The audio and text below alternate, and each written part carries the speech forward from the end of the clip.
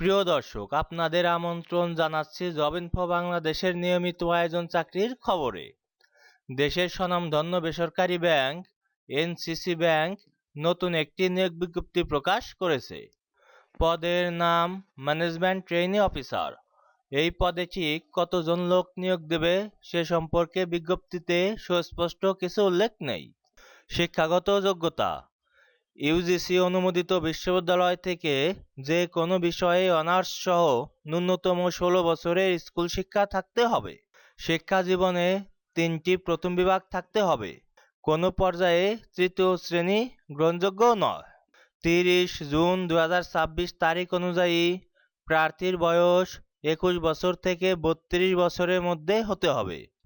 সুবিধাগুলো হচ্ছে: নির্বাচিত প্রার্থীরা 1 বছরের প্রবেশন পিরিয়ডে থাকবেন এবং এ সময় মাসিক বেতন হবে 60,000 টাকা।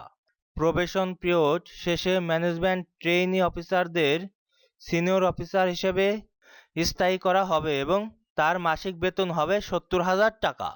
নির্বাচিত প্রার্থীদের যোগদানের সময় থেকে ব্যাংকে 4 বছরের জন্য চাকরি করার বন্ডে স্বাক্ষর করতে হবে, অর্থাৎ আপনি 4 বছরের আগে চাকরি ছাড়তে পারবেন না। প্রার্থীদের বাংলাদেশের যে কোনো স্থানে কাজ করতে ইচ্ছুক থাকতে হবে। আগ্রহী প্রার্থীরা 30 জুন 2026 তারিখের মধ্যে nccbank.com.bd/career এই ওয়েবসাইটে আবেদন করতে পারবেন।